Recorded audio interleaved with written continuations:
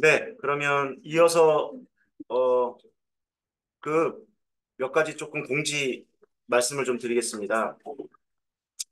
저희가 이게 예년에 하던 방식과는 좀 다른 방식이잖아요. 낯설었을 테고. 그러니까 물론 처음 오시는 분들도 우리가 생각하기에 그냥 바로 수업이 진행되지 않고 1, 2월을 했지만 그 다음에 3, 4, 5, 6만 이렇게 진행하고요. 7, 8, 9, 10, 11월은 다 또 직강으로 예전하고 또 우리가 하던 그 방식대로 가는데 어찌됐건 뭔가 방식이 바뀌면 우리 추정의 원칙 있죠. 하던 대로가 맞는 것 같고 다 그렇게 한다더라. 이걸 변화시키는 지점들이 조금 항상 저항이 있고 또 어렵고 그런 부분이 있는데 그래도 어찌됐건 조금씩 벌써 한 달간 이렇게 진행이 돼가면서 여러분들 만족도도 좀 높을 것 같고요. 몇 가지 말씀드리고 싶은 건 저희가 계속 시도를 하는 중에 제 입장에서는 여러분을 여러 방식으로 도와드리기 위해서 우리가 이제 앞으로 이제 4월이 다음 주에 4월 이제 들어가고 이제 뭐 5, 6월 이제 그때까지가 이제 요 체험 프로젝트 진행되니까 어 이런 방식 다양한 방식을 또 취할 건데 먼저 이제 딱 나를 특정하지는 지금은 않겠습니다. 계획들은 있지만 제가 이제 추후에 공지할 건데요. 이럴 날도 있을 거예요. 예를 들어서 어 여러분끼리 모여서 스터디를 하는데 줌으로도 한번 모여보시라. 여러분 각자도 그런 경험들은 많이 해보셨을 겁니다. 이제 우리가 문학 같은 경우는 이렇게 이미 또 조가 짜여 있으니까 그런 모든 별로 각자 이제 나와서 하는 거는 경험을 해보셨고 또 줌으로만 모여서도 또 온라인 상태에서 이제 어떤 스터디, 그죠? 각자 스터디, 문학이면 문학, 뭐 국교는 국교로 이제 우리가 스터디가 진행되니까 그렇게 하시고 스터디가 끝나면 중앙 줌으로 모이는 거예요. 중앙 줌이라는 게 이제 온라인을 얘기하는 겁니다. 온라인 줌으로 모두 모여서 역시 이제 요 형태가 온라인으로 그대로 옮겨가는 거죠. 이런 형태도 시험을 해볼 거예요, 제가. 그런 형태도. 또 하나는 여러분들이 스터디를 하시고 그 질문들이 이제 우리가 여기서 질문들을 쭉 내지 않습니까? 그것을 사전 질문을 또 받을 거예요. 사전 질문. 그러니까 와서 하는 질문은 이렇게 직접 와서 하시면 되고 우리가 이제 온라인으로 만나게 된다면 미리 스터디를 각자 그룹별로 뭐 줌이든 뭐 나는 우리는 만나서 할 거야. 그러면 공간은 제공해 드릴 수 있어요. 이 공간을. 저희는 그냥 직접 만나서 스터디를 하고 싶어요. 아니면 뭐 어디 스터디 카페를 갈 수도 있고 아니면 줌으로 모여서 시간을 또 절약할 수도 있고 어찌됐건 다양한 형태. 그거는 규정하지 않겠습니다. 온라인으로 모여서 줌으로 회의를 스터디를 하실 수도 있고 이 공간을 이제 열어달라고 요구하면 열어드릴 수 있고 아니다 우리는 뭐 그냥 뭐 스터디 카페 같은 데서 조용히 스터디할 이렇게 자유롭게 그건 하시고 그리고 중앙에 모여서 줌으로 이 방식을 옮겨서도 해볼 겁니다. 그 추후 날짜는 이제 공지해 드릴 거고요. 그 다음에 방금 말씀드렸던 것처럼 이제 그거는 이제 지금하고 똑같아요. 이게 온라인으로 옮겨간다 뿐이고 또 다른 방식은 이제 제가 구글 폼으로 폼 얘기 말씀드렸었는데 이제 그 사이트로 주소를 올려드리면 그 안에 여러분들이 영역 선택하고 복잡하지 지금 제가 처음 하느라고 조금 그런데 이렇게 영역 단추 눌러서 선택하고 나는 어, 어, 뭐 현대시 부분에 대한 질문이 있다라고 한다면 거기를 이제 쭉 작성을 여러분 하게 됩니다. 그럼 제가 사전 질문을 미리 실시간으로 공동 작업을 하니까 올라오니까 그거를 모아서 그 내용을 모아서 유튜브를 찍을 수도 있고요. 방식은 여러 방식을 제가 시도를 해보려고 해요. 그러니까 유튜브만 찍는 거예요. 여러분 사전에 궁금한 점들을 쭉 다 모은 내용을 가지고 유튜브를 따로 찍어보는 그런 시도도 또 해볼 겁니다. 그래서 여하튼 여러분 도우려고 하는 거니까 이렇게 직접도 하고 온라인 회의로도 하고 스터디도 온라인으로 할 수도 있고 여러분의 사전 질문을 받아서 그것을 유튜브 촬영해서 올릴 수도 있고 다양한 시도를 여러분 도와드리기 위해서 하겠다 이런 말씀 드리고요. 뭐 질문이 나오셨었는데 아직은 확정은 아닙니다만 4월 10일이 국교론 들으시는 분들은 그날이 선거 날입니다. 빨간 날. 그래서 그거는 조금 아직 여유가 있으니까 다음 주까지 여유가 있으니까 조금 고민을 해보고 결정을 그때 내리도록 하겠습니다. 자, 이제 질문들 또 뭐 혹시 뭐 어려운 점도 좋아요. 지금 돌아가면서 여러 가지 말씀해 주셨는데 뭐 어떤 작품을 공부하면서 어려웠다든가 공부 방법이라든가 또는 해당 작품에 대한 구체적인 질문이라든가 이런 것들이 있으면 자유롭게 좀 논의를 하면 좋을 것 같습니다. 뭐 하실 말씀 있으면 뭐 자유롭게 시작해 보죠. 저 아까 말씀드렸던 질문 해도 될까요? 아, 네네네. 네, 그 242쪽의 십자가, 윤동주 시인의 십자가 작품에 대한 좀 다른 방향의 해석이 보여서 그거에 대해서 의견 여쭙고 싶은데, 242쪽 저희 교재 242쪽 작품은 십자가입니다. 네, 제가 처음에 개인적으로 분석했던 것과 그다음에 교재에 나와 있는 분석으로는, 그러니까 그러니까 햇빛에 쫓기던 화자가 십자가에 걸린 햇빛을 보고 저 십자가에 다가가고 싶지만 그 방법을 몰라서 어려움을 겪어서 고뇌하다가 예수 그리스도처럼 십자가가 허락이 된다면 자신을 희생하는 방법으로 이상을 이루고 싶다. 간단하게 말하면 이렇게 분석이 되어 있는데 제가 참고한 대한 다른 분석은 그러니까 일연이 그러니까 자유와 해방, 뭐 정의로움이라고 할 수 있는 그런 이상적인 햇빛을 꿈꾸면서 달려가던 화자가 그 일제강점기라는 시대에서 험난한 현실에 부딪혀서 이상을 추구하기가 이제 힘들어졌기 때문에 쫓아오던 햇빛이라고 표현을 했고 그 햇빛이 십자가에 걸린 순간 무언가를 깨달아서 이연에서 이 기독교에서 십자가라는 의미가 예수가 본인을 희생해서 인류의 구원을 가져다 준 엄청난 상징물인데 한낱 인간인 내가 예수처럼 십자가에 다다를 수 있는 것이 맞는가라는 의문을 가지고 자신의 한계를 깨닫게 되는 거죠. 그래서 사면에서 그 종소리는 저는 신의 부름, 신의 계시 약간 이런 것처럼 해석을 했어요. 그래서 그런 종소리도 들려오지 않는 상황에서 신의 계시도 있지 않은 상황에서 내가 십자가에 다가가는 방법은 아무것도 없는 것 같아서 불안하고 초조해하던 화자가 사연에서 예수 그리스도에게 당신처럼 저에게 그러니까 자신을 희생하여서 민족을 구원하는 그런 행위를 허락해 주신다면 오연에서 저는 저를 기꺼이 희생하겠습니다. 라는 방식으로 해석을 해봤거든요. 이런 해석이 좀 너무 대중적인, 보편적인 해석에서 많이 벗어난 것인지, 아니면 뭔가 해석에 이상함이 있는지 의견을 여쭙고 싶었습니다. 이상하지 않은데 그렇게 해석할 수도 뭐 있지 않을까라는 생각이 듭니다.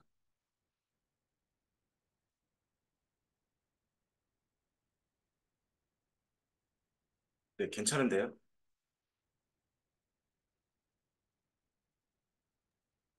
어디, 제가 네, 네, 아까 괜찮은데요? 말씀드린 것처럼 한국 네, 현대시 500선이란 네. 작품, 그 책에 나온 분석에서 착안한 해석이었는데, 거기서 1연에서 얘기하는 십자가는 단순한 그냥 첨자 꼭대기에 있는 물질적인 의미로서의 십자가라면, 4연에서의 십자가는 그것을 단순히 일반적이고 물질적인 십자가에서 넘어서서 뭐 종교적으로 개인의 정신적 세계를 표상하는 것이다라는 글귀를 보고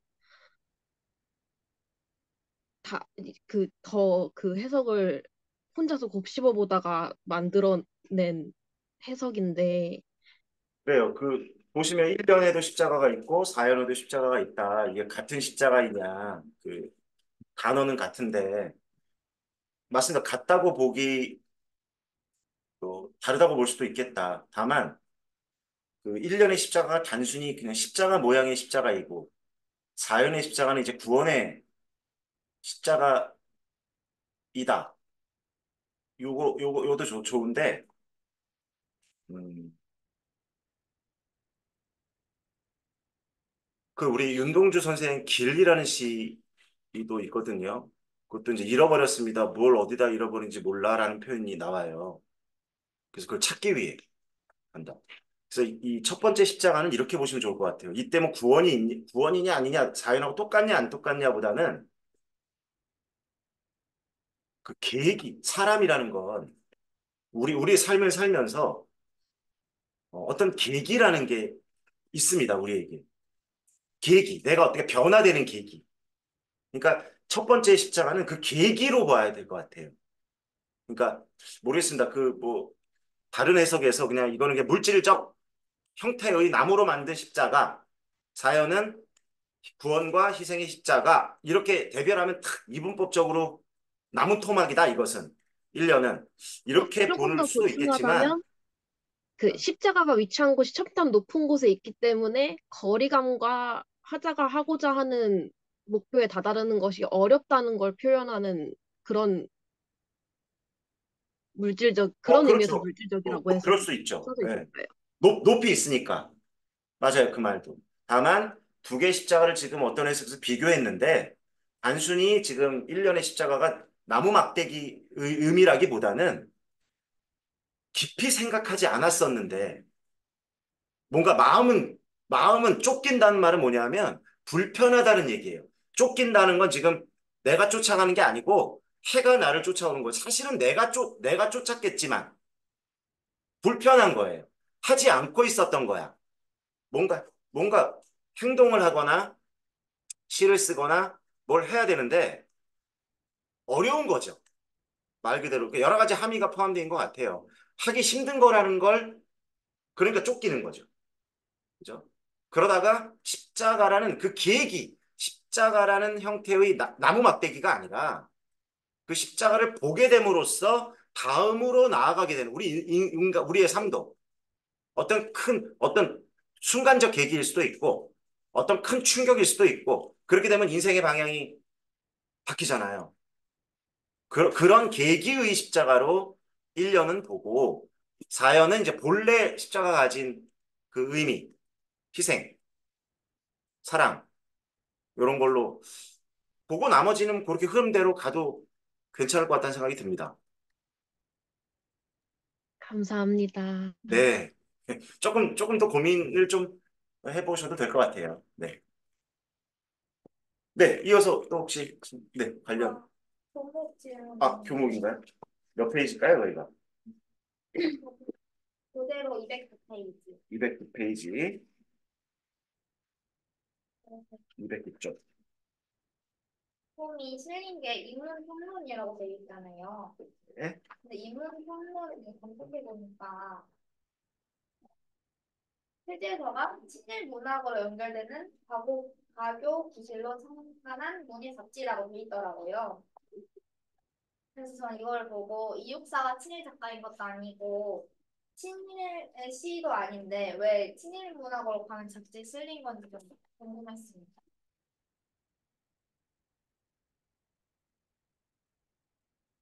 그러니까 뭐, 어, 그거의 구별이 뭐 당장 그때 있었다, 없었다. 그런 줄 알았다, 몰랐다.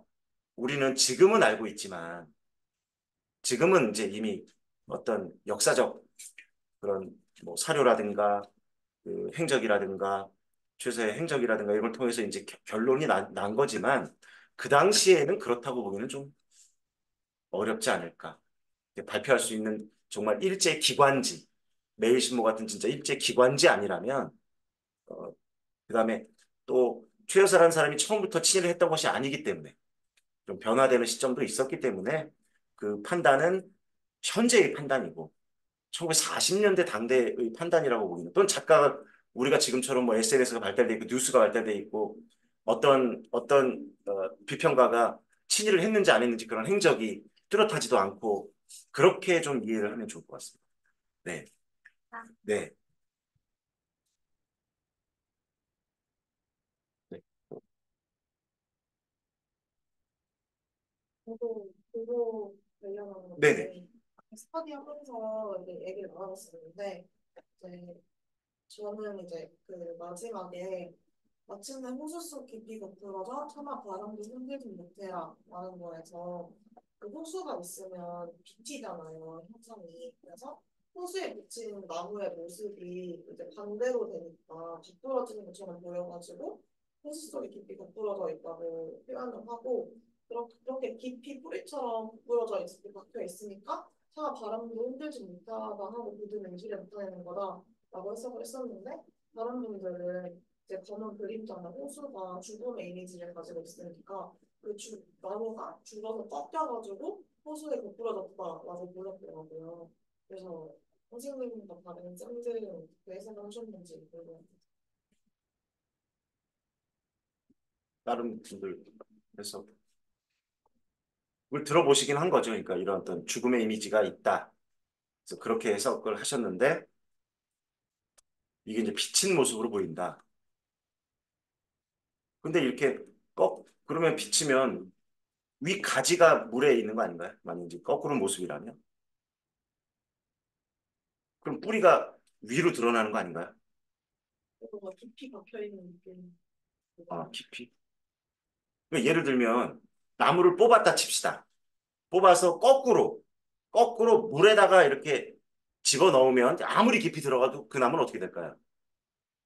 이제 뿌리를 뽑아서 뿌리가 아닌 위에 이제 가지가 많을 거 아닙니까? 이 가지를 거꾸로 세워서 이렇게 넣어 놓으면 이 나무는 어떻게 될까요? 어. 아무리 깊어도 죽지 않나요? 아무리 깊어도 뿌리가 밖에 있으니까 지금 뿌리가 공중에 있는 거 아닙니까? 그래서 이거는 그냥 그러니까 해석하시기를 그래도 이렇게 탁 거꾸로 모습으로 그 거꾸로 깊이 박혀 있으니까 의지를 드러낸다. 의지는 있어요. 맞아요. 근데 그게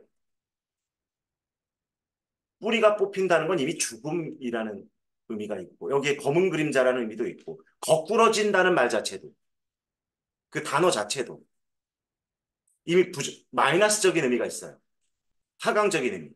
실패한다거나 쓰러진다거나 죽는다거나 이미 그런 단어 속에 검은 그림자, 거꾸러진다. 그 다음에 거꾸러진다는 건 어찌됐건 위치가 바뀌는 거니까 뿌리가 위로 드러나는 거니까 나무가 뿌리가 땅에 박고 있지 않으면 죽는 거거든요. 그래서 죽음의 이미지. 죽음에도 불구하고 나에게 죽음이 닥쳐올 것을 알매도 불구하고 나는 그런 의지를 피력하겠다 쪽으로 해석하는 게 조금 좋을 것 같다는 생각이 듭니다. 이해가 되셨을까요?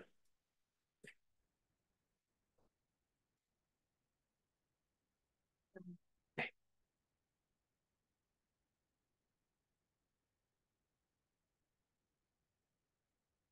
저도 질문 하나 드려보겠습니다. 네네. 저는 조지현의 다부원에서 292쪽이고요. 교재는요.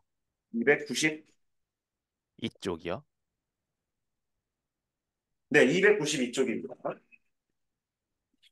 스터디에서도 사실 한번 의견을 받았는데 제가 조금 설명하지 못한 부분도 있고 해서 좀 특이한 해석에 대해서 점검도 받고 싶어서 질문을 드리려고 하는데요. 일단 이 다부원에서의 지금 보편적인 해석은 이제 전쟁의 무의미함, 허무함으로 이제 파악을 했습니다. 교재도 그렇게 나와 있다고 파악을 했고요. 근데 저는 읽으면서 이 시가 그것을 넘어서 전쟁을 일으킨 자들에 대한 비판으로 한번 보고자 했는데요. 그 핵심적인 근거가 하나, 둘, 셋, 넷, 다섯, 여섯, 일곱, 여덟, 아홉, 열 번째 시연인데, 그러니까 뒤에서 두 번째 연이요. 이 진실로 운명의 말미암이 없고 그것을 또한 믿을 수가 없다면 이 가련한 죽음에 무슨 안식이 있겠느냐. 그래서 교재에서는 이 해석이 생사와 존망, 그러니까 살고 죽는 데 원인이나 이유가 없고 이것 또한 믿을 수 없다면 그 사람들은 편안하게 저승으로 갈 수 없을 것이다라고 해석을 했는데 저 같은 경우는 이 부분을 처음에 진실로 운명의 말미암음이 없고 이거는 이런 참혹한 현상이 운명으로 인한 것도 아니고 그다음에 그것을 또한 믿을 수가 없다면에서 그것을 이제 하나는 운명을 믿을 수가 없다면으로 볼 수가 있고 두 번째로는 그 앞에 운명으로 인한 것이 아니라는 것을 믿을 수가 없다면으로 봤는데요. 그래서 후자로 보면은 이게 만약에 운명으로 인한 것이 아니라는 것은 결국에는 자연적으로 벌어진 것이 아니라 사람이 벌인 일이다라고 해석을 할 수 있다고 봤어요. 그래서 풀어서 하자면은 이거는 운명으로 인한 것도 아니고 또 사람에 의해서 이렇게 벌어진 거란 것도 믿을 수가 없다면 결국에는 이 사람들이 죽은 거는 운명으로 인한 것도 아니고 사람으로 인한 것도 아니고 그냥 개죽음일 뿐이다라는 식으로 해석이 돼서 결국에는 이것을 벌인 사람을 비판하는 내용이라고 봤는데 이렇게 가면은 조금 지나치게 가는 건지 궁금합니다. 요 답원에서 요 구연이죠, 구연. 물론 뭔가 좀 충분한 설명이 없기 때문에 그 자체가 좀 애매하게 해석되는 부분이 있어. 제가 수업 시간에도 아마 좀 풀어드렸을 텐데 다시 한번 간단하게 얘기하면 진실로 운명의 말미암음이라는 건 이유예요, 이유. 운명이 아니라면 이렇게 그냥 좀 가면 될 것 같아요.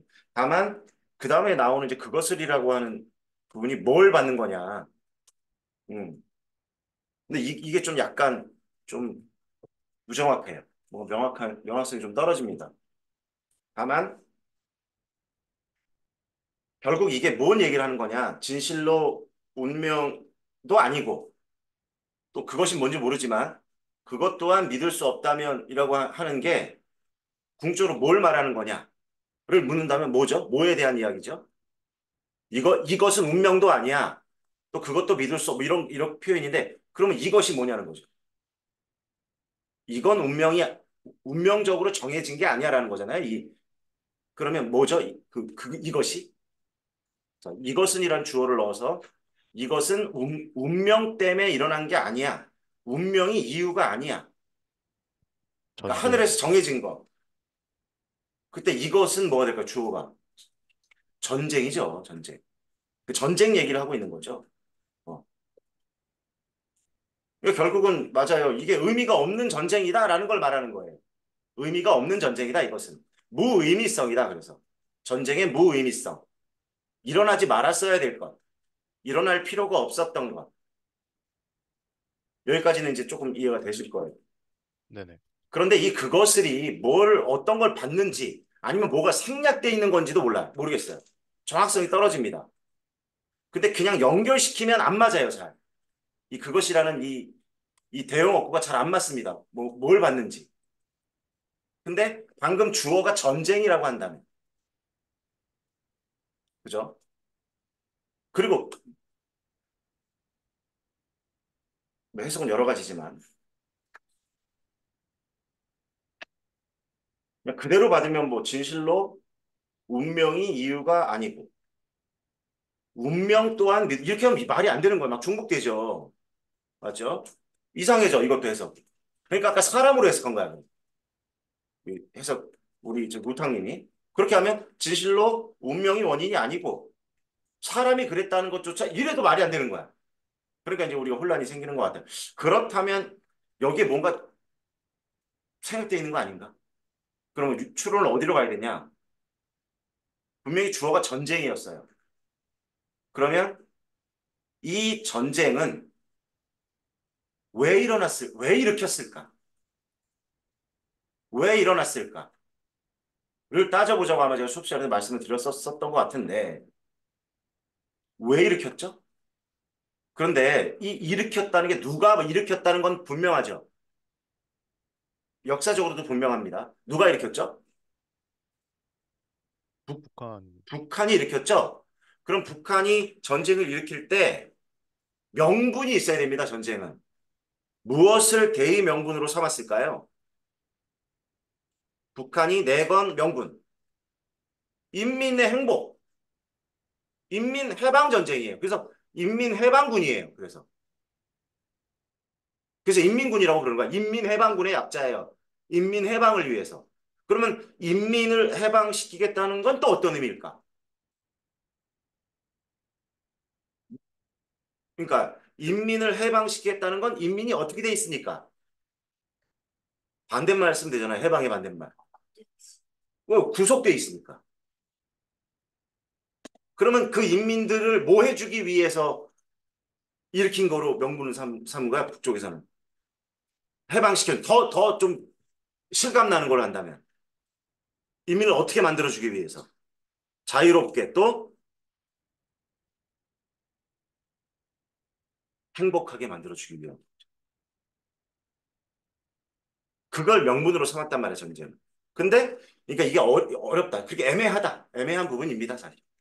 근데 그것을 믿을 수 없다는 게 뭐예요? 이게 인민을 행복하게 만들어주기 위한 전쟁이라고 다 목소리를 내는데 왜 다 죽지? 그럼 그거 뻥 아니야? 그거 믿을 수 있는 말이야?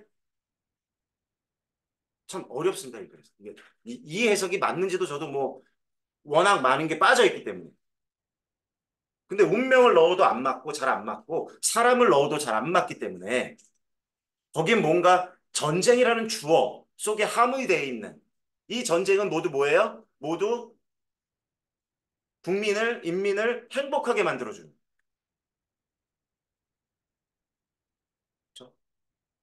그런데 모두 이런 정말 무의미하게 죽어갈 수밖에. 그래서 얻은 게 무엇이냐? 정말 인민은 정말 국민은 행복해졌는가에 대한 물음을 던진 거 아닌가라는 생각 좀 듭니다. 그렇게 해석해 보시면 어떨까요?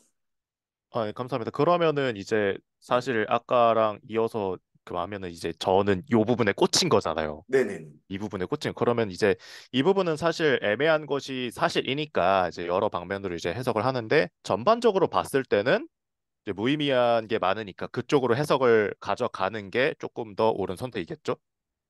맞습니다. 예, 그 다른 부분들과 역시 맥락을 조금 연결해서 특정 부분을 보더라도 특정 부분에 대한 특정한 해석도 있고 또 다른 맥락, 다른 다른 연 이런 작가의 의도하고도 조금 연결해서 보려는 노력이 좀 필요할 것 같습니다. 일단은 네, 어려운 알겠습니다. 부분이에요. 이건 음, 그냥 조금 조금씩 해 나가면서 이 내 스키마를 조금 조금씩 확충해 나가면서 분석하는 그 경험들을 좀 쌓아가면 좀 더 나은 추론으로 이제 나아가지 않을까라는 생각이 좀 듭니다.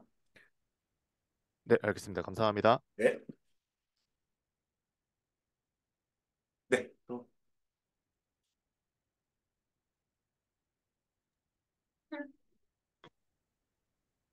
질문 하나 드려도 될까요? 네네, 네네, 또박이님. 네. 229쪽의 윤동주 시인의 아우의 인상화에 관련된 질문인데요. 229쪽입니다.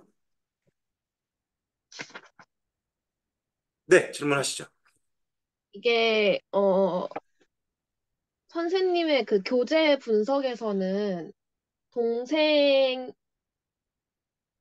그러니까 1연에서 동생의 붉은 이마를, 희망의 불씨가 타오르고 있기 때문에 붉은 것이고, 전체적으로 이 시의 분위기가 아오의 굉장히 순수하고 아무것도 모르는 천진난만한 대답을 듣고 하다가 무언가 깨달음을 얻고 슬퍼함을 느끼는 약간 그런 방향으로 분석이 되어 있는데 저는 그냥 이런 배경 지식 아무것도 없는 상태에서 딱 처음 시를 봤을 때 느낀 게 아오가 뭐 지금 윤동주 시인이 말했던 것처럼 성인들이 생각하는 것처럼 막 그런 거창한 것에 대한 세상에 대한 분노는 아니지만 무언가 때문에 화가 나서 얼굴이 울그락불그락해져 있는 상태고 그리고 슬픈 그림이다라고 한 것도 화자가 슬픈 감정을 느끼고 있기 때문에 동생의 얼굴이 슬픈 걸 수도 있지만 이 아우가 실제로 뭔가 화가 난 것이 있어서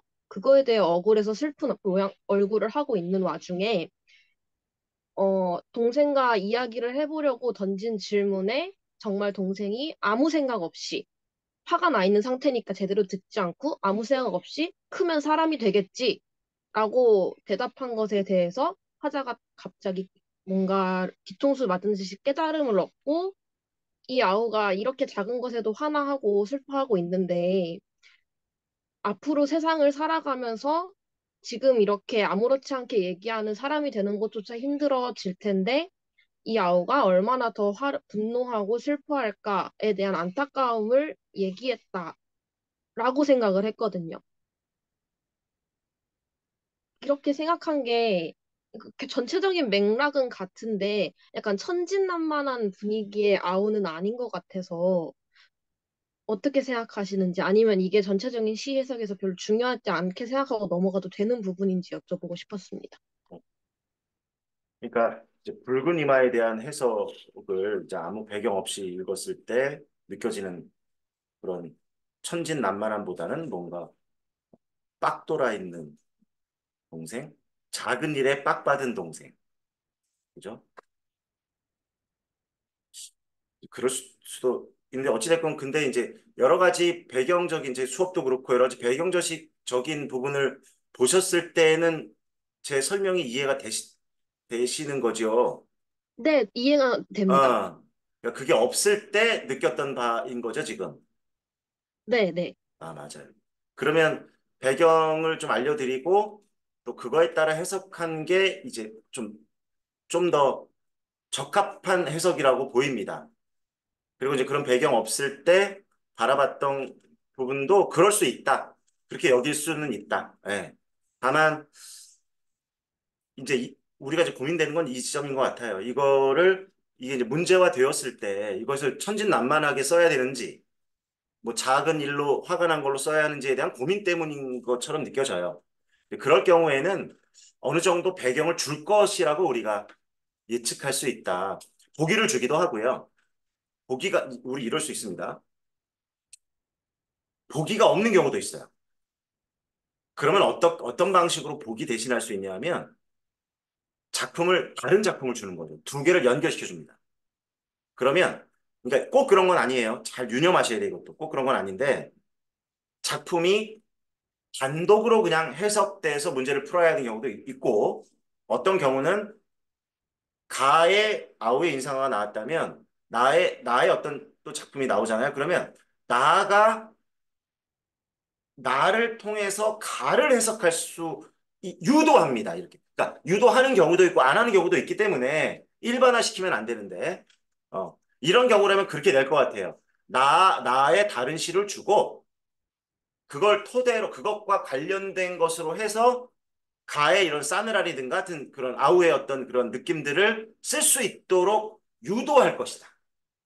어, 그렇게 우리가 자꾸 걱정이 되니까. 예. 이게 나왔을 때 나는 배경 없을 땐 이렇게 읽었는데 배경을 알고 나니까 이게 맞는 것 같아.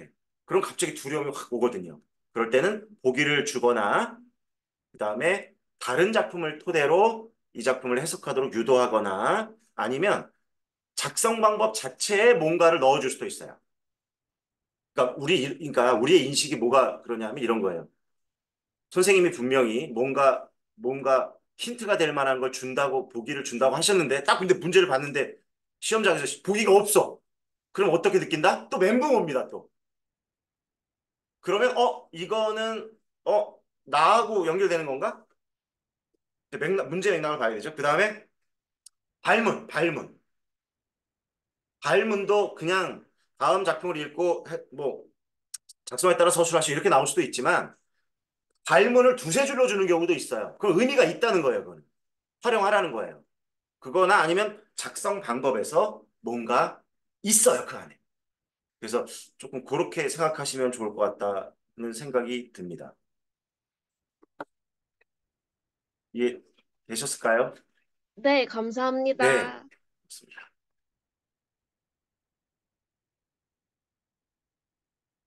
한 말씀 더 드리면 거기 이연의 서른이란 말을 제가 또 해석해도 여러 가지로 해석이 될 수 있다고 했는데 서른이 뭐 아직 덜 돼. 물론 서러운이라고도 해석할 수도 있고 이것도 정확하지 않지만 조금 배경을 좀 이해하신다면 덜 돼. 아직 좀 세상 물정 모르는 그런 데다 쪽으로 조금 이해하시면 조금 더 해석이 보편적으로 될 것 같습니다. 네, 다음 질문 있으시면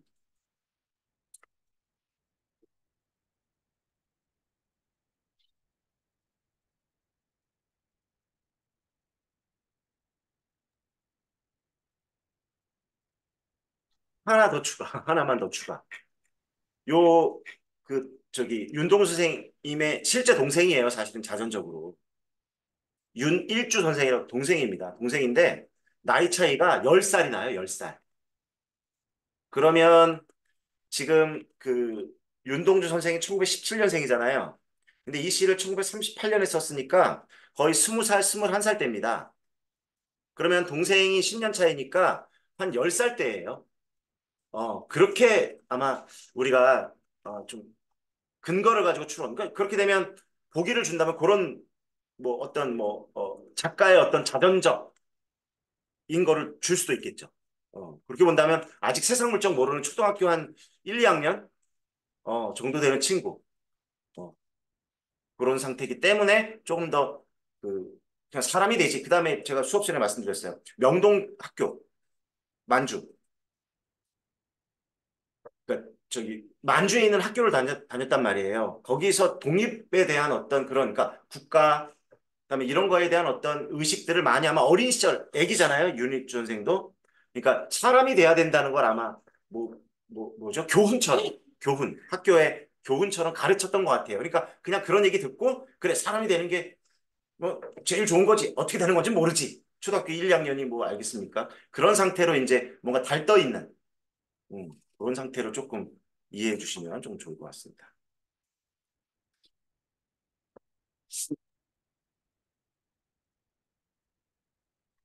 네, 뭐 또 추가로.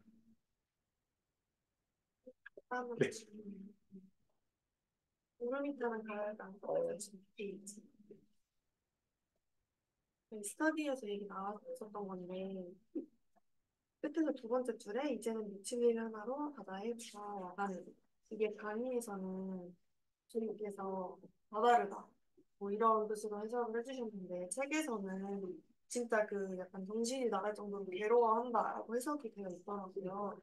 그럼 이거는 뭔가 작가가 이 두 가지로 다 해석할 수 있는 여지를 준 건지 아니면 둘 중에 하나로만 봐야 되는 건지 궁금해서 여쭤봅니다.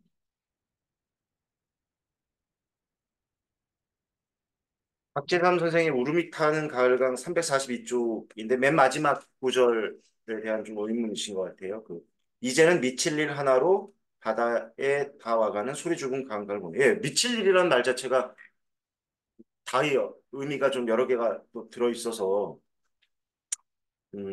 뭐 수업 시간에는 이제 미친다 이렇게 여기서부터 저기에 다다른다의 의미로도 해석이 되고 미친다는 건 진짜 이렇게 진짜 돈다, 미친다 이런 이제 의미로도 이게 어떤 건지가 정확한 뭐가 없기 때문에 해석에 조금 어려운 점이 좀 있긴 하지요. 그렇죠? 그러니까 이제 다다른다면 이런 것들을 다 거쳐온 마지막의 지점이라고 봐야 되고 그다음에 그쪽이 좀 더 가까운 것 같아요. 제가 보기에는. 근데 이제 진짜 크레이지 뭐 이제 하여튼 돈다. 그 얘기는 이 정도로 이렇게 어렵게 이런 경험들을 다 해왔다면 정말 미칠 노릇이었겠네. 근데 이건 좀 약간 좀 조금 와닿진 않아요. 오랜 이게 인생이라고 그랬잖아요, 제가. 결국 인생의 모습, 삶의 모습.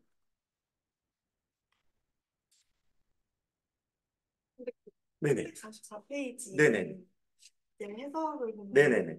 이제는 정신이 나갈 정도로 음. 괴로워하는 것 하나밖에 없는 상태로 바다로 가고 있는 음, 음. 이라고 되어 있게. 이게 이제 이게 미친다는 거지. 네. 미치겠다. 미치겠다 이거. 그 의미죠. 우리가 음. 이제는 정신이 나갈 정도로 괴롭다는 미친다가 많이 겪었으니까 삶의 구비구미마다 괴로움을 겪었으니까 아휴 이제는 더 이상 괴로워서 못 살겠네라는 의미. 그 의미의 미침. 돌아버렸다는 게 뭐 정신을 잃었다는 게 아니고 뭐 정신분열자가 됐다는 게 아니고 그러니까 정말 괴로움을 안고 쌓고 이런 괴로움이 가득 찬 상태. 그 상태로 하여튼 어찌됐건 저기 바다에 와 있는 거라고도 볼 수 있는데 하여튼 여기 여러 가지 볼 수 있는데 그것보다는 이제는 바다라고 하는 곳에 다다른다. 다 닿았다. 라는 쪽으로 조금 해석하는 게 좀 더 나을 것 같다는 생각이 좀 듭니다. 이게 이제 수업 시간에도 말씀을 해드렸을 텐데 왜 썼을까? 그다음에 한 가지 더. 이게 고등학생 이게 교과서에도 많이 나오거든요. 뭐 수련회도 나오고. 이게 가르치려 하는 건가? 뭘 하라 하자는 거지? 결국 애들한테 이렇게 말해야 된다는 건가? 야, 늙으면 다 해결돼. 힘들지? 야, 늙으면 그냥 결국 다 고통받다가 늙으면 그냥 뭐 이걸 말하려는 건지. 그다음에 마지막에 소리 죽은 가을강이니까 또 이렇게 들어서 있잖아요. 그냥 다 안고 사는 거야. 아프면 뭐 상처고 뭐 그냥 안고 사는 게 인생이지 뭐 이거 하려고 이 작품을 어떤 교과서나 이런 데 선택해야 되는 것일까? 이게 작가의 의도일까? 라기보다는 이 1년에 보면 아마도 좀 화자가 젊은이인 것 같아요. 그런데 친구도 그렇고 나도 그렇고 뭔가 비슷한 감정을 갖고 있어. 뭔가 이게 한 자리에도 못 앉아 있는 마음이라는 이게 뭘까? 뭔가 좀 불안하고 안정이 안 돼 있고 전전긍긍하고 노심초사 이런 말 있잖아요. 뭔가 마음이 뭔가 들끓거나 근데 물론 이유는 있어요. 사랑이라는 어떤 이야기들이 많이 나오거든. 뭐 사랑의 열병일 수도 있습니다. 짝사랑일 수도 있고 또 뭐 헤어져서 그럴 수도 있고 그러니까 이거는 꼭 사랑이라는 단어라기보다는 어린 젊은 친구들이 가질 만한 고민 그 고민이 어때요? 어릴 때는 뭐 커서도 그렇지만 그게 세상의 전부처럼 여겨지. 지나고 보면 지나고 보면 우리 그런 것들 많잖아요. 그때는 정말 숨 막히고 정말 돌이킬 수 없고 고통받았라고 생각했는데 도저히 빠져나올 수 없을 거라고 생각했는데 시간이 지난 여러분 지금 나이에서 어떤 아픈 시절을 보면 아 그땐 그랬지.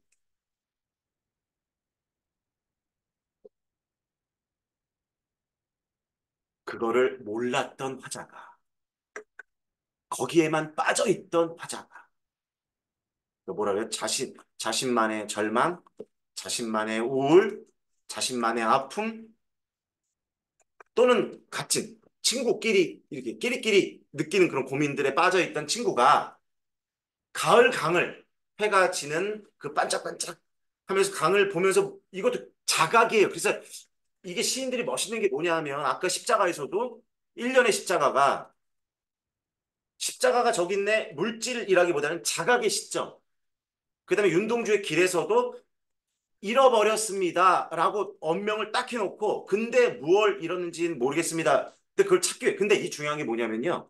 여러분 주머니에 만약에 10,000원짜리가 있다. 근데 아침에 약하다. 5만 원. 용돈. 아침에 딱 나가는데 뭐 아버지가 용돈 딱 기분 좋게 주머니에 넣고 막 와서 이제 학원 수업 받고 딱 맛있는 거 사 먹으려고 주머니에 넣는데 없을 수 있잖아요. 뭔가 잃어버린 경험이 있을 거 아닙니까? 그런데 잃어버린 걸 확인하기 전에까지는 기분이 어땠어요? 좋았잖아요. 이따 끝나고 이걸로 맛있는 거 사 먹어도 되겠다. 그러니까 이게 있는지 없는지를 꺼내서 확인하기 전까지는 자각하지 못했다는 걸 말하는 거야. 이 굉장히 중요한 거예요, 우리 삶에서. 그냥, 윤동주는 길이라는 시에서 그냥 부끄러움이라는 걸 자각하고, 희생하고, 이런 의지, 나라를 위해서, 이거는 이제 시대적인 거고, 이걸 우리의 삶과 연결시킨다면, 십자가도 마찬가지고, 연결시킨다면, 아직 연결이 잘 안 되죠. 근데 저는 매주 느끼는 게 뭐냐면 여러분들이 오늘도 쭉 각자 뭔가 돌아오면서 말씀하셨잖아요. 어려운 점도 얘기하셨는데 그래도 그 안에서 뭔가 깨달은 거. 이게 삶의 변화의 시점의 시점. 자각하지 못하면 다른 말로 하면 문학은 해법 펴놓고 우리 다 그렇게 알고 있잖아요. 파란색, 빨간색 외우는 거야를 알고 계속 그렇게 살고 있어. 이런 계기가 없었다면 이게 자각인 거거든요. 이게 눈이라는 거. 그러니까 그거 다르지 않다는 거. 이 화자도 자기의 괴로움에 빠져서 정말 죽을 것만 같은 거지. 눈물만 나는 거지. 그런데 강이해지는 역에 반짝반짝 빛나게 붉게 파도, 이렇게 파도예요. 뭐야? 물결이 쫙 있는 모습이 이 가을 강이 타고 있다는 걸 강은 오랫동안 봐왔을 텐데. 작품은 여러분이 중학교 때부터 오랫동안 봐왔을 텐데. 자각하고 볼 때와 작품을, 그 다음에 강을 자각하고, 강이 자극이 돼서 자극이 된 거야. 그러면서 어디로 가는 거죠, 연상이? 저 강은 왜 저렇게 울고 있을까? 불타는 것처럼 막 뜨겁게 아프게 이게 놀라운 경험이에요. 놀라운 자각인 거예요. 그래서 3년에 가면 어떻게 되는 거야? 맞아. 저 강도 처음에는 막 소리를 내면서 세상은 다 행복한 것처럼 보이고 우리도 그렇지 않았습니까? 어떤 순간에 그랬는데 아픔을 겪고 그죠? 그 내용 아닙니까? 울고 또 좀 아물었다 싶으면 또 울고 아픔이 오고 그래서 여기까지 왔구나. 그걸 다 안고 왔구나. 맞죠? 맞죠? 미친다. 그러니까 이중의 의미가 되는 거야. 여기까지 왔구나. 근데 소리 죽은 가을강. 이 어려운 말이야. 그래서 사실은 마지막 말이. 이게 어떤 의미일까요? 소리 죽은 가을강. 이걸 한마디로. 그래서 이걸 시인하고 연결시킵니다. 한마디로 바로 바로 박재삼 선생은 누구를 계승했다? 김성원 선생님을 계승했다. 뭘 계승했냐? 물론 서정을 계승했다. 그 중에서도 또 뭐다? 한 단어로 하면 한이다. 그 수업 시간에 말씀드렸잖아요.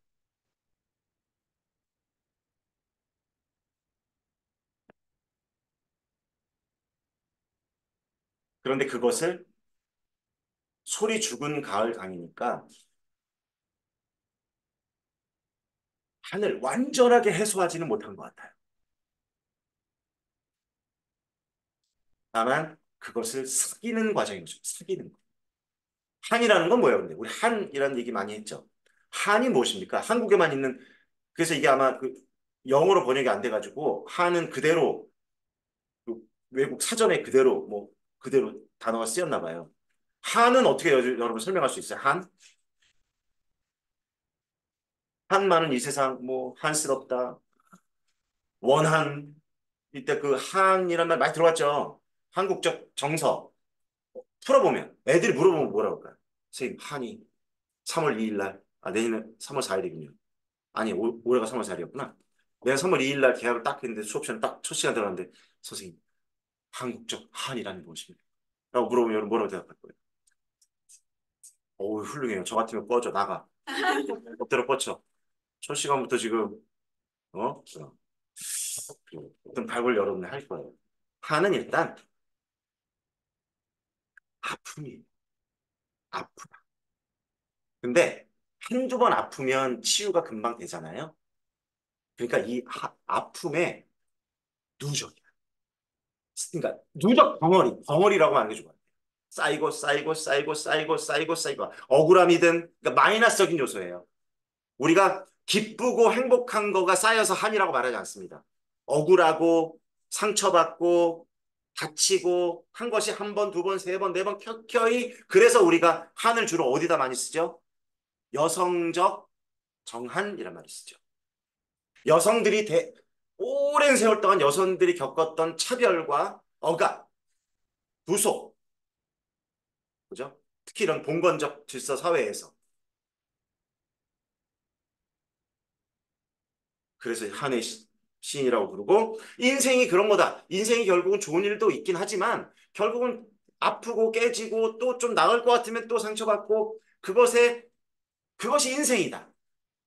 그래서 맨 마지막에 그걸 다 해소할 수는 없으되 그것을 해소하고 있는 치유하고 있는 그 모습 그게 그냥 우리의 삶 아닌가? 그러니 이걸 교육시킨다면 학생들에게 어떤 의미가 있을까? 수업 시간에 수업을 한다면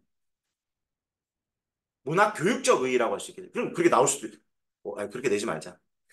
내지 마세요. 우리 출제자들. 이 작품을 막 이렇게 논의할 수 있잖아요. 선생님들이. 선생님 A, B, C가 나와서 선생님 저는 이 작품을 막 다양하게 뭐 이렇게도 보고 저렇게도 보고 근데 아무리 봐도 저는 뭐 인생은 결국 다 그런 거야를 말하는 거 아닌가요? 그러면 또 A라는 선생님이 저는 또 인정하지 그러니까 우리는 동의의 경수되죠. 저도 선생님 말씀을 인정하지만 그렇지만 하고 이제 하라고 그랬죠. 하고 뭐라고 한다? 이게 이제 문학교육적 의의라는 건 이렇게 자기 안에 빠져 있는 학생들에게 각자 가진 아픈 학생들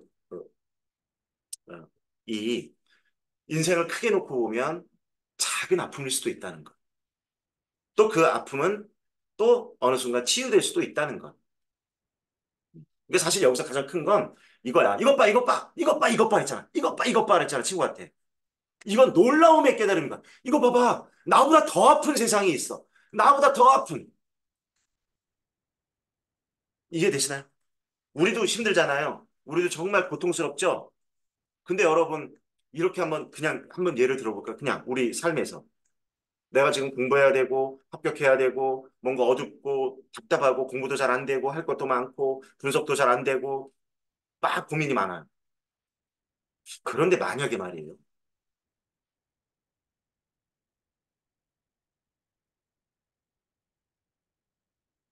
오늘 점심 먹을 돈이 없다. 점심을 못 먹어. 근데 오늘 저녁도 못 먹어. 좋아, 다이어트. 내일 아침도 못 먹어. 에이, 뭐, 세 끼 정도는 뭐 좀, 내일 점심도, 저녁도. 여러분, 3일 굶으면 어떻게 해보셨어요? 물론 단식원에 가보신 분도 있겠지만, 저도 들은 얘기예요. 저도 3일 안 굶어서요. 3일 정도 굶으면 눈이 돌아간대요. 눈이 돌아간대요. 예를 들어, 우리가 그런 거 있잖아. 뭐, 냉장고에서, 기한 지난, 한 달 정도 지난 뭐가 있어. 평소에 어때요? 만약에 집에 같이 산다면 만약에 어머니께서 그걸 넣어놨다면 어머니께 뭐라고 그랬어요? 이런 거 여기 넣어놨다고 막 하실 수도 있잖아요.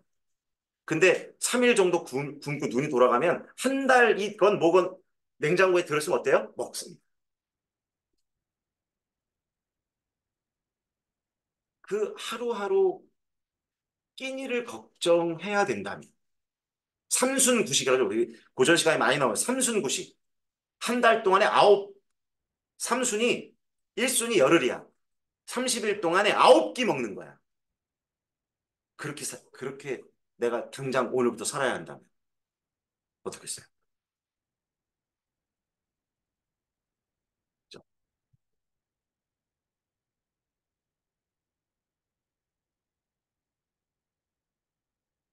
또는 내 아이를 수학여행 보냈는데 차가운 바닷속에 수장됐다. 얼마 안 남았어요. 4월 14일. 그래서 10년 전 일입니다. 우리 다 알고. 여러분 나이대 정도 됐었을 거라는 생각이 좀 듭니다. 그런 부모라면, 우리 이태원에서 책임자가 밝혀지지도 않고 아무도 처벌받지 않았어요. 다 왜 놀러 갔냐? 이렇게 만든. 왜 놀러 가? 가지 말지. 그 죽음을 겪은 그 아이를 그곳에서 잃은 부모, 가족의 마음. 그러니까 우리가 내 안에 빠져 있으면 내 아픔이 가장 크지만 이거야, 이 친구도. 딱 빠져나와서 보니까 와, 내 아픔은 이거 아픔도 아니구나. 그럴 때 우리가 성장하거든요. 뭔가 자기 아픔을 돌아보고 또 치유의 힘도 생기고 그런 의미가 또 담겨 있는 좀 좋은 작품이에요. 이게 좀 보면 좋을 것 같습니다. 좀 설명이 길었습니다. 수업도 아닌데 자중하겠습니다. 반성하겠습니다. 네.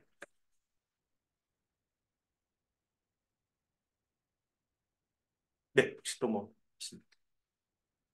네, 네.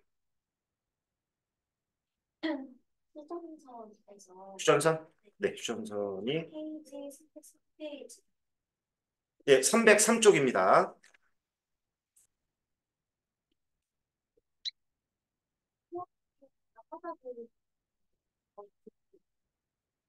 언어적 의문이라는 게 정확히 이해가 잘 안 가서 말씀드리는데 그거를 서리적 표현으로 봐야 하는지 아니면 단어적 표현 중에 하나로 봐야 하는지가 조금 이해가 안 가는데 왜냐면 또 김수영 시인의 눈이라는 작품에서는 어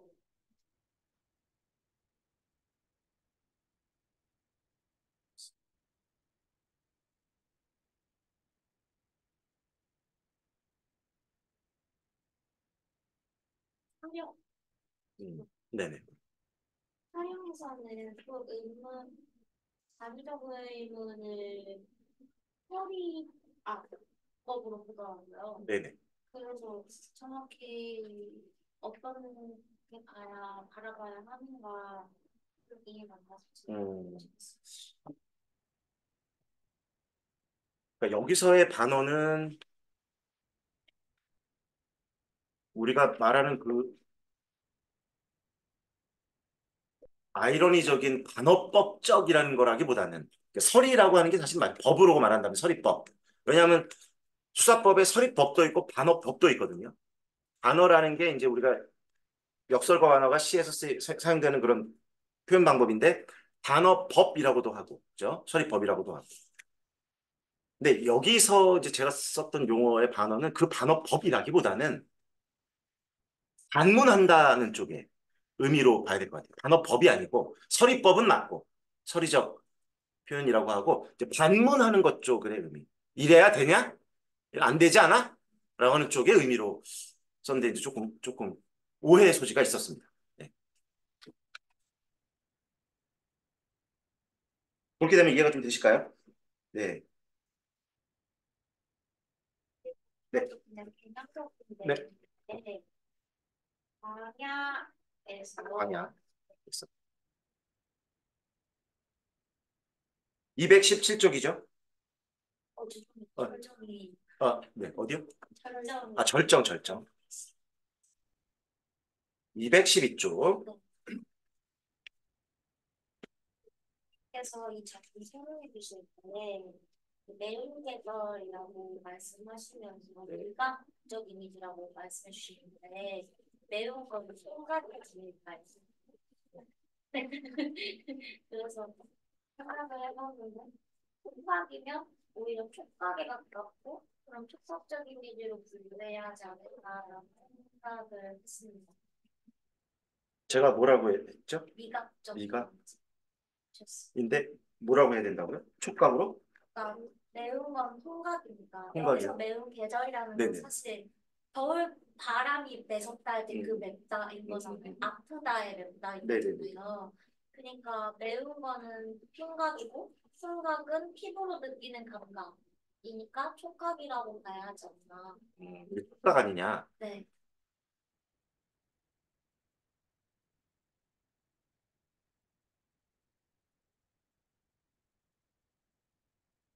이게 우리가 어쨌든 이미지를 쓰는 거잖아요, 지금. 네. 이미지라는 건 이제 느껴야 되는 거예요. 모르든 시각이든 청각이든 촉각이든. 그럼 이렇게 한번 해볼까요?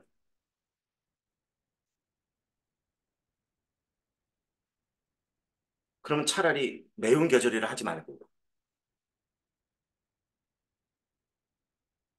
단어를 바꿨다면 추운이라는 걸 지금 이제 추운 곳이니까 그 계절이라는 의미로 이제 해석한 게 맞는데 그럼 예를 들어서 이런 거지 뭐. 이렇게 칼로 베는 듯한 그런 지금 바람의 의미로 말씀하신 건데 작가가 왜 매운이란 단어 썼을까? 다른 단어도 많잖아요. 뭐 추위에 그 눈보라 갇히는 거를 이렇게 막 막는 거를 느끼게 한다면 다른 게 있을 텐데 매운이라는 걸 썼다는 건 불러일으키고 싶은 거잖아요. 맞아요. 그 세게 막 오는 그 강력한 추위를 하고 싶었던 것 같긴 해. 그거를 더 잘 느끼게 맞아. 그 추위가 맞아요.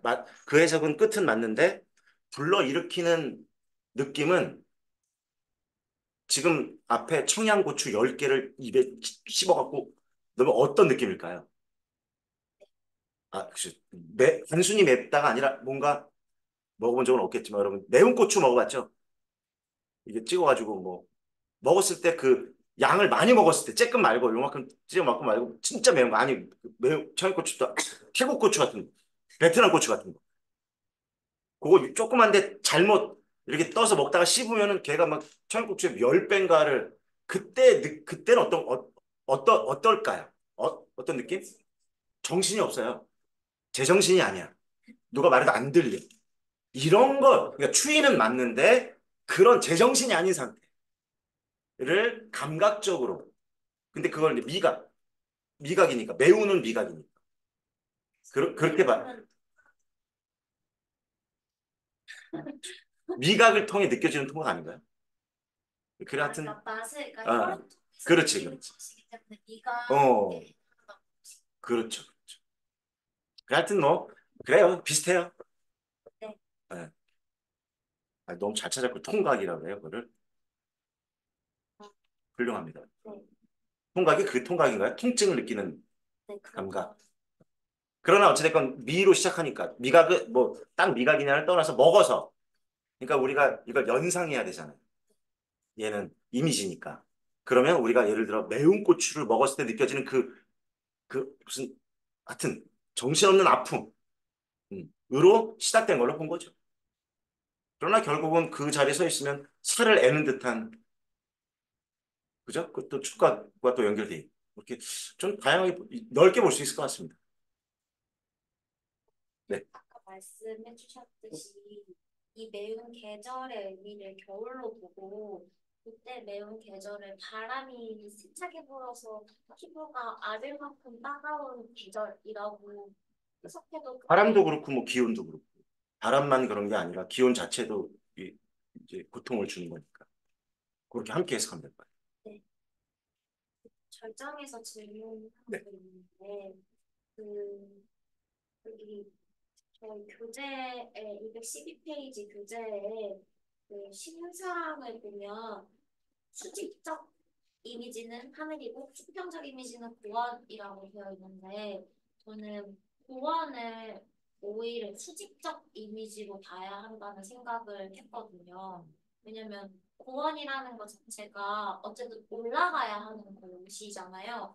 그래서 오히려 수직적 이미지에 가까운 수직적 극한이라고 생각을 했고, 극한적 공간이라고 생각을 했고, 수평적 공간에 가까운 거 오히려 북방이라고 생각을 했는데, 저희가 뭐, 예를 들어서 전라도에서 경기도로 올라간다, 경기도에서 전라도로 내려간다 라는 표현을 쓰긴 하지만 어쨌든 땅은 평평한 거니까 시적 화자가 북방으로 내몰아쳤다고 하더라도 결국에는 수평적인 공간 극한까지 간 게 아닌가.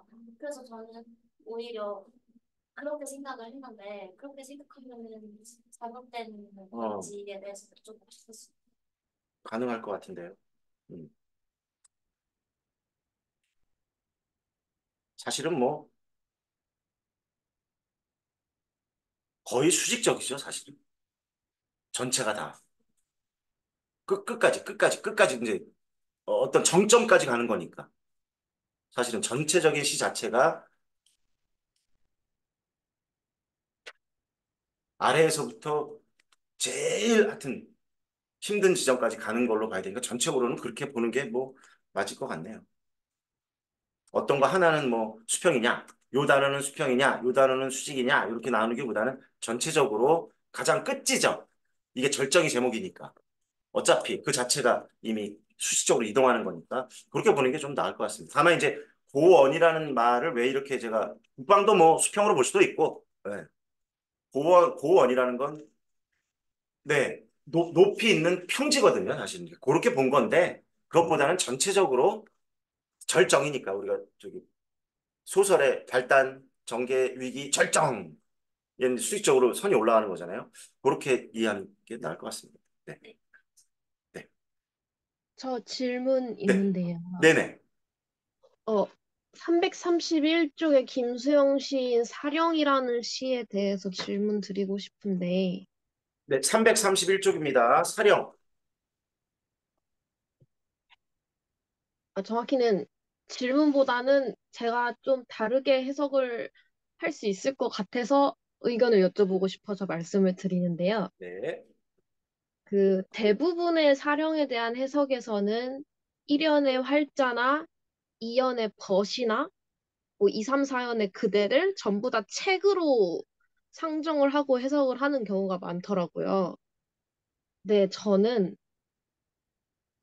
그 2, 3년에서 벗과 그대와 그다음에 4연에서의 그대가 다른 거라고 생각을 했어요. 그래서 처음부터 쭉 풀이를 해보자면은 1연에서 얘기하는 하늘 아래에서 반짝거리는 활자가 저는 그 무언가 행동하는 사람들이 뭐 시위 같은 걸 한다거나 할 때 전단이나 신문을 뿌리잖아요. 자신의 의견을 담아서.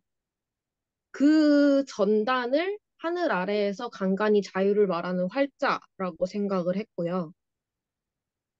그래서 저렇게 글로 행동하면서 자신의 말을 내뱉는 글을 자유를 얘기하는 글을 뿌리는 사람들도 있는데 나는 그렇게 행동하지 못해서 죽어있는 영혼이 아니냐 해서 이연에서 자기와 같이 있는 실제 친구 벗에게 그대가 얘기하는 정의로움이란 무엇인가를 내가 귀담아 듣지 않는 것에 대해서 마음에 들지 않을 테지만 나는 내가 지금 행동하고 있는 이 모든 것이 행동하지 않고 있는 이 모든 것이 마음에 들지 않는다.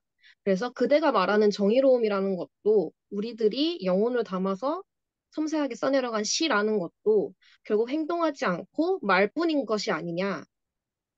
어, 라고 이렇게 해서 친구한테 얘기해 주는 거라고 생각을 했고요. 마지막 사연에서의 그대는 1연이랑 그러니까 1연이랑 유사한 연이기 때문에 그대를 사연에서의 그대를 그 전단을 뿌리면서 행동하는 사람들 또는 그 사람들이 뿌리는 전단, 활자라고 생각을 해서 저렇게 반짝거리면서 하늘 아래에서 간간히 자유를 말하고 행동하는 그대와 달리 나는 그렇지 못해서 우습다라고 생각을 했거든요.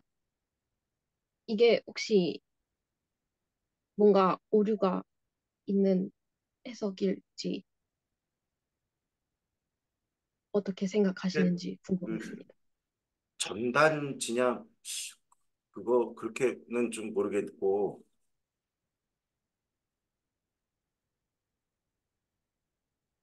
그러니까 책이냐 아니냐는 큰 의미 없는 것 같아요. 전단지냐 뭐 그거는 큰 그거보다는 하늘 아래에서 반짝거리고 있는 활자라고 말했기 때문에 밑에 있는 거죠. 하늘 밑에. 땅에 지금 어찌됐건 그러니까 지상이라는 이미지 이게 땅에 뿌려진 전단지까지 그렇게 가기는 좀 그런 것 같고 이게 책이라고 볼 수 있을 것 같아요, 그냥. 중요한 건 첫째 연과 마지막 연은 같은 의미인데, 로 보이고 핵심은 이거 같아요. 이 연은 다른 의미 아니냐, 그대가 다른 거 아니냐라고 하는. 이걸 구분해서 생각하게 된 계기가 그러니까 활자라는 것이 자유를 말하는 활자가 그러니까 나와 반대되게 좀 긍정적인 의미인 것 같은데 그 활자와 책이 거의 그래서 그 활자나 덫이나 그대나 다 책을 의미하는 공통적으로 책을 의미하는 거라면 그렇게 긍정적인 건데 사면에서는 갑자기 그대의 정의도 마음에 들지 않는다라고 해버리면 뭔가 포지션이 애매해지는 것 같아서 1사연의 1사연과 2사연을 분리해서 다른 그대라고 생각하고 해석을 하려다 보니까 그렇게 해석이 된 것 같아요. 그래요.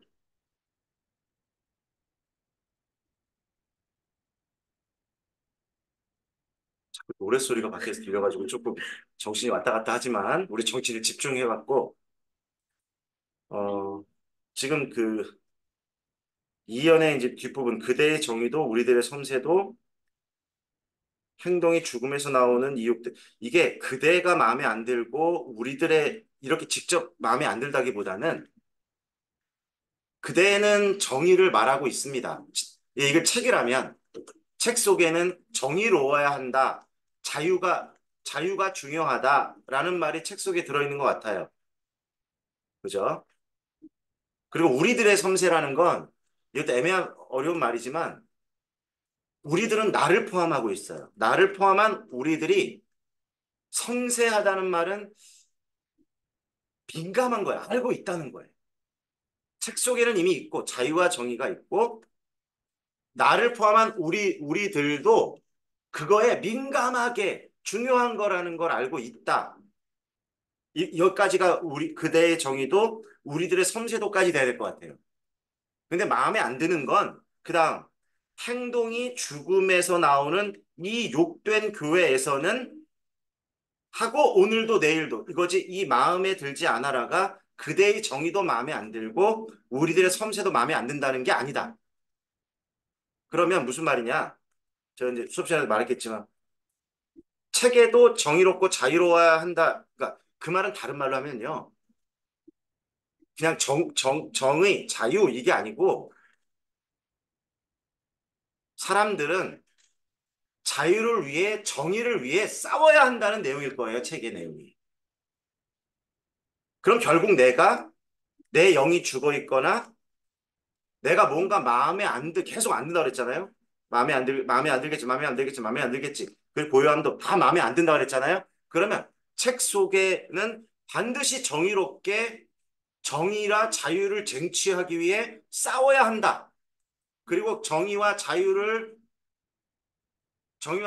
억압하는 자들을 물리쳐야 한다.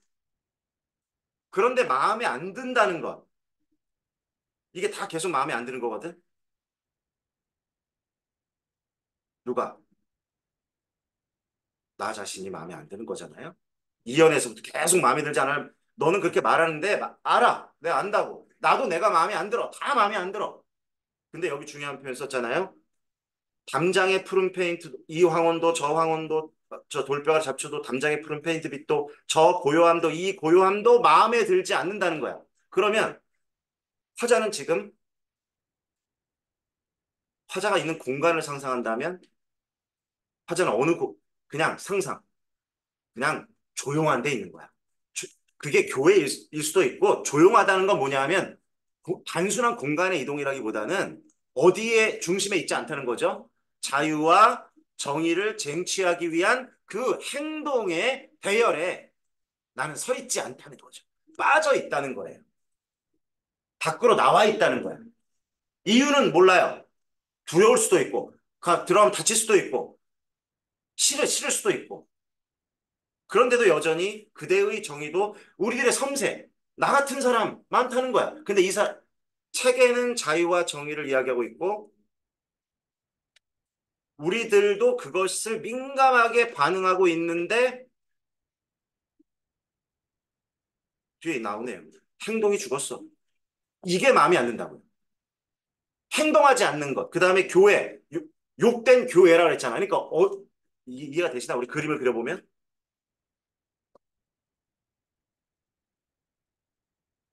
여기가 투쟁의 지점이다. 근데 여기 있는 거야 지금. 근데 이건 나만 여기 있다는 게 아니에요. 우리들이라고 했기 때문에 누군가는 여기에 있고 누군가는 여기 있는 거죠. 계속 이거야. 근데 이렇게 하라고 이거는 현장이야. 그리고 어디도 이렇게 하라는 거야. 책에도 실제 현장에도 이런 사람들이 있겠죠. 근데 나는 밖으로 빠져나와 있어. 이쪽으로. 이런 나의 모습. 그래서 김수영 선생이 상당히 어떤 방식으로 시를 쓴다? 자기 디스의 방식으로 시를 써요. 희한하게 자기를 디스해요. 근데 읽다 보면 나한테 하는 얘기 같아. 이게 굉장히 독특한 문체를 가지고 있는 분이라는 거죠. 근데 나도 여기서 마음에 안 든다는 자각을 하고 있다는 거야. 그리고 섬세하게 바라보고 있어. 알고 있어. 근데 이 자리는 무슨 자리다? 행동이 죽은 자유. 그 김수영 선생님의 어느 일관된 우리 눈이라는 시도 마찬가지입니다. 기침하라고 하고 있죠. 행동하라는 거예요, 이게. 시인이요, 기침을 하라는 건 아마도 시인이 뭐 총칼을 들고 뭐 투쟁에 나서라도 되지만 시인의 사명은 뭐다? 지금의 현실을 시로 쓰는 거다. 그게 기침을 하라라는 의미. 그 의미로 봐야 될 것 같습니다. 그렇게 되면 그대나 활자가 이연에서 바뀐다고 보기가 조금 어렵지 않을까라는 생각이 듭니다. 어떻게 좀 이해가 되셨을까요? 네, 감사합니다. 잘 안 되셨으면 조금 더 고민하시다가 다음번에 한번 또 질문해 주시면 좋겠습니다. 네, 알겠습니다. 저 그리고 네, 이 촬영에서 네네, 좀 디테일하게 시어 네, 해석 쪽으로 이게 제가 좀 과대 해석하는 건지 여쭤보고 싶어서 네, 물어본데요. 그 이연 중간에 이 황혼도 저 돌벽 아래 잡초도 담장의 푸른 페인트빛도 저 고요함도 이 고요함도 이렇게 되어 있는 부분이요. 네. 네, 굳이 황혼과 잡초와 페인트빛 고요함을 선택한 이유가 뭘까라는 생각에서 해석을 했었는데 그 황혼이라는 게 곧 어둠이 내려오기 직전에 마지막 밝은 빛 느낌이고 그다음에 잡초 돌벽 아래 잡초는 돌벽 아래에서 악착같이 살아보려고 하지만 결국에는 잡초라는 게 쓸모없는 풀인 거잖아요. 그리고 담장에 푸른 페인트빛은 그러니까 담장이라는 게 외부와의 단절을 의미할 수 있는데 이거를 푸른 페인트빛으로 칠해서 좀 아름다운 것이 그냥 꾸며놓고 고요함이라는 것은 좀 그냥 아무 일도 없는 듯이 조용하고 평화로운 듯한 그런 분위기라고 생각을 한다면 그러한 그러니까 힘없는 빛의 나약함, 황혼의 나약함과 그러니까 결국 쓸모없는 잡초, 그다음에 포장해 놓은 푸른 페인트빛, 그다음에 역시나 조용한 듯 하고 있는 고요함이 모두 행동하지 않고 안주하며 살고 있는 화자와 동일시 되어서 그런 게 마음에 들지 않아서 굳이 요거를 꼽지 않았나라고 해석을 해봤는데 너무 확대 해석한 걸까요? 네, 그렇게 볼 수도 어, 있겠죠. 근데 이게 우리 그 다음 행에 이제 교회라는 말을 썼잖아요, 여기다가. 욕된 교회라고 해서 교회라는 말을 썼습니다. 이제 그거에 대한 그 그리고 이제 그 이황원 뭐 잡초 이거를 이제 너무 깊이 어떤 상징적 해석이라기보다는 고요한 풍경 아무 일도 일어나고 여기서는 지금 뭐 어쨌건 책이나 현실에서는 불꽃 튀기는 정말 일이 실제로 59년 50년대 말입니다. 이거는 시대를 아직 60년 4.19가 일어나기 이승만 정권 시절이라고 했죠. 독재 정권 시절이다. 그 안에서도 누군가는 독재를 했고, 누군가는 그에 대해서 뭔가 저항을 했고, 이 현실에서 벗어나 있는 그 고요한 풍경, 아무것도 하지 않는 정말 그냥 시골에 해지는 시골에 그냥 고요히 앉아서 아무 일도 일어나지 않는 것처럼 보이는 풍경을 묘사한 것으로 이해하는 게 좋을 것 같아요. 하나하나 상징으로 해석하기보다는, 네, 네, 그러실 수 있으실까요? 네, 네, 네네네. 알겠습니다. 아, 네, 고맙습니다.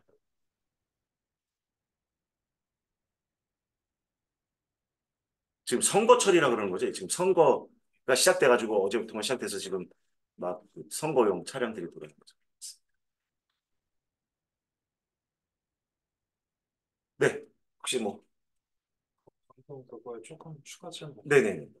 그 교수님께서 그 아까 설명을 해주실 때 어, 자유와 정의를 쟁취하기 위한 행동 대열 밖에 있다라고 이제 말씀해 주셨잖아요.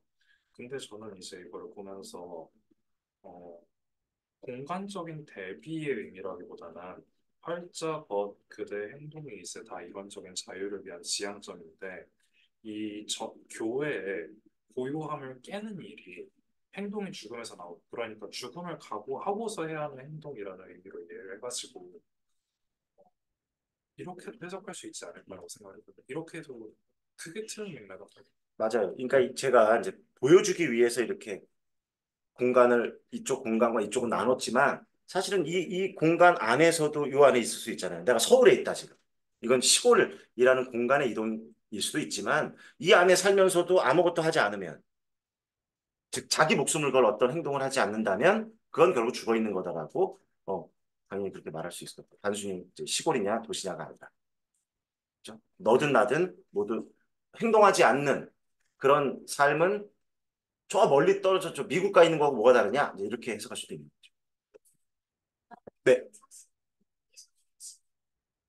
교회이기 때문에 자유가 없는 게 아니고 내가 지금 교회에 있는데 내가 자유를 외치지 않기 때문에 유대인 교회라고 표현되어 있는 거라고 생각할까요? 그렇죠. 그러니까 이게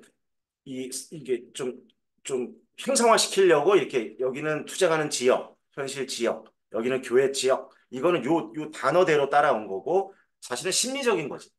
하지 않고 있는 나라고 자꾸 얘기했는데 여기에 슬쩍 우리라고 집어넣었잖아요. 그러니까 나를 디스하면서 너희들은 어때? 너희들은 지금 행동하고 있냐? 목숨 걸어야 돼. 야, 독재를 타도려면 목숨 걸어야 돼. 근데 우리 목숨 걸고 있냐? 나 못 걸고 있거든. 나 부끄럽다. 너네 걸고 있냐? 그 얘기는 결국 부끄러움, 그러니까 못하고 있다는 걸 표현하기도 하지만 하자는 의미 없지만 하자라는 말은 없지만 그런 행동으로 죽음을 각오한 독재에 맞서는 행동으로 나아가야 한다는 걸 보여주는 그런 사실은 뭐 심리적인 상태, 마음을 얘기한다고 봐야 되겠죠. 네. 선생님, 저도 질문이 있는데요. 네네. 그럼 혹시 3년 사행에 있는 어제도 오늘도 내일도 마음에 들지 않아라의 주어는 어, 벗이 되는 건지 아니면 화자가 되는 건지 궁금합니다. 벗이 글자거든요. 벗이 네, 네. 책이거든요. 책이 마음에 들지 않는 건 아니죠. 책에서는 언제나 그렇게 투쟁하라고 말하고 있으니까. 결국 마음에 안 드는 것은 나 자신, 행동하지 않는 이런 것을 바꾸기 위한 구체적인 실천적 행동에 나서지 않는 나와 우리. 이게 마음에 들지 않는 거로 봐야 될 것 같습니다. 네, 감사합니다. 네.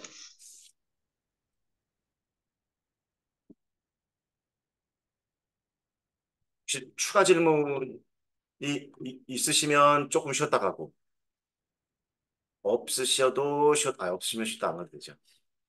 네. 어떠실까요? 추가 질문이 조금 더 있으시면 좀 쉬었다가 조금만 더 짧게라도 괜찮으니까 가고, 뭐, 특별한 질문이 없으시면 마치고. 어떠실까요? 있으신 분들 손 잠깐 들어주시면 그거에 따라서 할게요. 혹시 없나요? 들리시나요? 다 해소가 됐나요? 네. 제 수업이 워낙, 선생님 지금 이명원 선생님께서 잠깐 말씀하신 것 같습니다. 네네. 혹시 네. 안 들리시나요? 조금만 크게 말씀해 주십시오. 아, 네. 여기 잠깐 장소를 이동을 해서 어, 네, 혹시 잘 들리세요? 네네네. 네. 아, 저는 사령에서 질문이 있는데 제가 채팅으로 받아드렸는데 못 보신 것 같아서 네. 네. 그 처음에 해석을 안 보고 이제 저 혼자 분석을 했을 때 저는 그 1년에 있는 활자가 그 시인의 작품에서는 이제 그 작품이나 어떤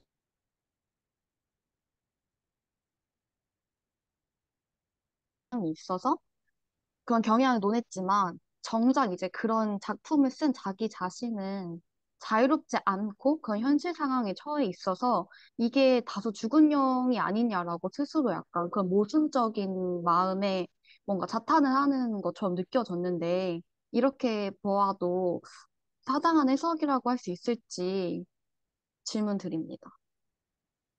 그러니까 지금 말씀하시는 건 이 1년에 나와 있는 활자라는 이 책이 자신이 쓴 어떤 자신의 시 속에는 자유를 얘기하고 뭔가 뭐 이런 걸 쟁취되는 걸 얘기했는데 그런 건가요? 자기 자신은 실제로 행동하지 못하는 것에 대한 어떤 그 괴로움? 그런 거를 네, 그렇게 해석하셨던 건가요? 네, 그래서 이제 그 활자를 바라보는 화자와의 관계가, 물론 이제 그 활자 자체가 시인이 쓴 작품에만 한정할 수는 없겠지만, 또 그런 방향에서 본다면은, 그 화자가 봤을 때 그런 자기의 작품과는 달리, 현재, 소리가 끊기는 건가요? 아, 소리가 좀 끊기는 것 같습니다. 네. 지금은요? 예, 들려요. 네네. 그래서 그 활자하고 화자의 관계가 좀 모순적이다라고 볼 수 있을지도 덧붙여가지고 질문 드렸습니다. 예, 반대되죠. 활자는 자유를 활자는 얘기하고 있는데 나는 그렇게 하지 못하니까 반대되는 의미로 보면 될 것 같습니다. 그리고 이거를 어, 뭐 여러 가지로 하여튼 해석할 수가 있으니까. 근데 이 활자를 자기의 시, 그리고 화자는 또 다른 그 시 속의 내용과는 다른 작가 같은 인물. 근데 자기 시에는 이렇게 써놨는데 나는 직접 행동하지 않는다. 이렇게 볼 수도 있겠지만 여기서 그렇게 보기가 좀 어려운 게 뭐냐면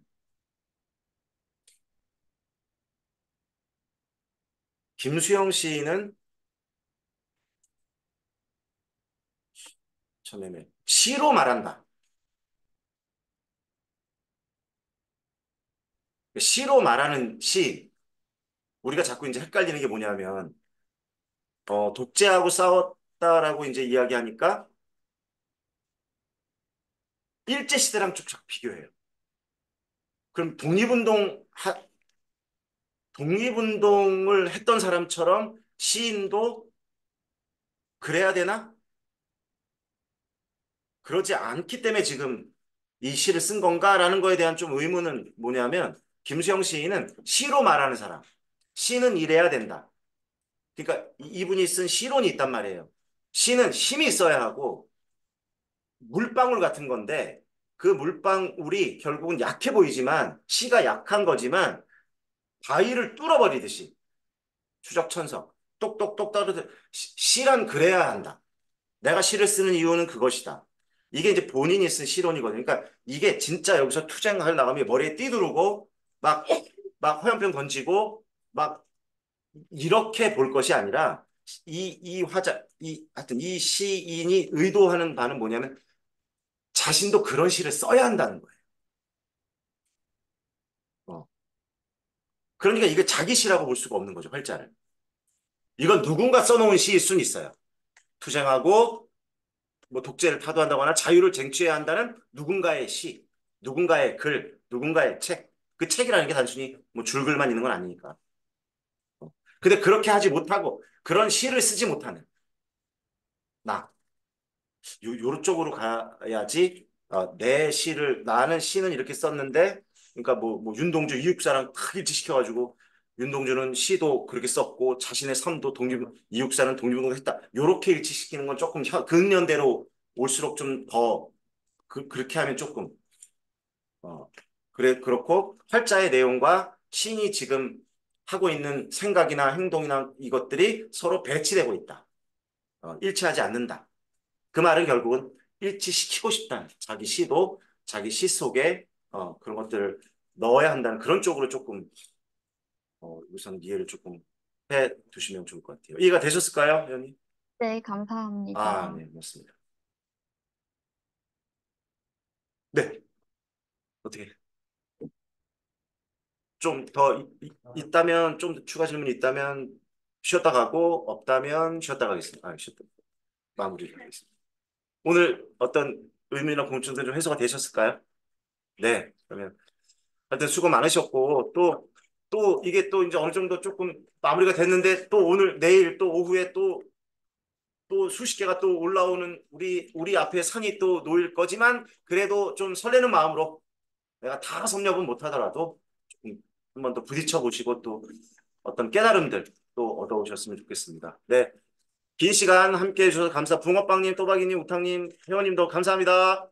감사합니다. 네, 감사합니다. 고맙습니다. 감사합니다. 네.